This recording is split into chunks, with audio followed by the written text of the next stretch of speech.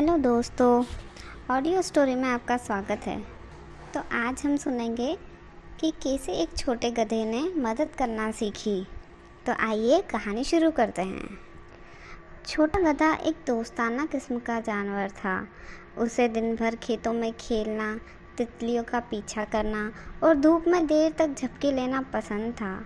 वो एक बहुत ही खुशमिजाज गधा था। उसने हमेशा वही किया जिसने उसे खुश किया। यह बातें कभी कभी उसके दोस्तों को परेशान भी करती थी। एक रात जब छोटा गधा बिस्तर पर लेटने की तैयारी कर रहा था तो उसके दोस्त भेड़ ने उससे पूछा, छोटे गधे, क्या तुम मुझे एक छोटा सा गाना सुनाओगे? मेरा आज का दिन बहुत व्यस्त था और अब मुझे नींद नहीं आ रही है। मुझे पता है कि तुम अच्छा गाते हो। तुम्हारे खूबसूरत गाने से मुझे सोने में मदद मिलेगी। भेड़ की बात सुनकर छोटा गधा सिर्फ हंसा। ढेंचू ढेंचू, वो चिल्लाया। तुम्हारे लिए एक गाना गाऊं? बिल्कुल नहीं, आज रात मैं खुद के लिए गाऊंगा। और फिर वो खुद गाना गाता हुआ खलियान में दूसरी ओर चला गया। देखो कितना स्वार्थी है वो छोटा गधा, भेड़ ने कहा और उसके बाद वो पुआल पर लेट गई। अगले दिन छोटा गधा बगीचे में टहल रहा था जब उसने अपने दोस्त खरगोश को देखा।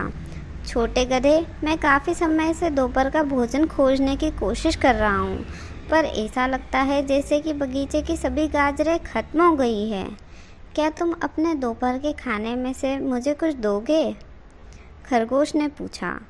मैं बहुत भूखा हूँ। ढेंचू ढेंचू, छोटा गधा हंसा। मैं दोपहर का भोजन तुमसे क्यों साझा करूँ? मैं ऐसा बिल्कुल नहीं करूँगा। फिर मेरे खाने के लिए क्या बचेगा? नहीं, मैं अपना खाना खुद खाऊंगा। देखो कितना स्वार्थी है वो छोटा गधा, खरगोश ने कहा। उसके बाद खरगोश दूर चला गया। दोपहर के खाने के बाद छोटा गधा झपकी लेने के लिए पास के खेत में गया। इससे पहले कि वो लेट पाता, उसने कछुए की आवाज़ सुनी। छोटे गधे, क्या तुम मेरा घर ले जाने में मेरी मदद करोगे? मेरे लिए तालाब तक इस घर को ले जाना बहुत मुश्किल है। ढेंचू ढेंचू, छोटे गधे ने कहा, तुम अपना घर खुद उठाओ, मुझे अभी बहुत नींद आ रही है। और फिर वो छोटा गधा लेट गया और उसने अपनी आंखें बंद कर ली। देखो कितना स्वार्थी है वो छोटा गधा, कछुए ने कहा और फिर वो धीरे धीरे वहाँ से दूर चला गया। बाद में किसान ने छोटे गधे की पीठ पर लकड़ियों का गट्ठा लोड किया।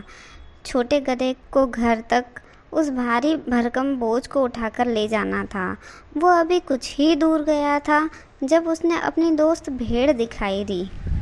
भेड़, क्या तुम मेरे लिए गाना गाओगी? छोटे गधे ने पूछा। इस भारी बोझ को ढोते हुए मैं एक हंसमुख धुन सुनना चाहता हूँ। मैं तुम्हारे लिए गाना गाऊँ? भेड़ ने कहा।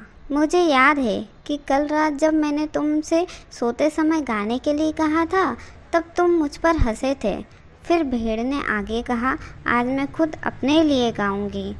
छोटे गधे को कहने को कुछ भी नहीं था क्योंकि वो जानता था कि भेड़ सच कह रही थी। छोटा गधा उदास होकर अपने रास्ते चलता रहा। कुछ आगे जाकर छोटे गधे को खरगोश को कुछ घास खाते हुए देखा। खरगोश, क्या तुम दोपहर के खाने में से मुझे कुछ दोगे? उसने पूछा। इस भारी लकड़ी के बोझ को ढोने से मुझे भूख लगी है। मैं अपना दोपहर का भोजन तुम्हारे साथ क्यों साझा करूं? खरगोश ने कहा। नहीं, मैं बिल्कुल नहीं करूंगा। मैं खुद ही पूरा खाना खाऊंगा। यह सुनकर छोटे गधे का मन रोने को करा।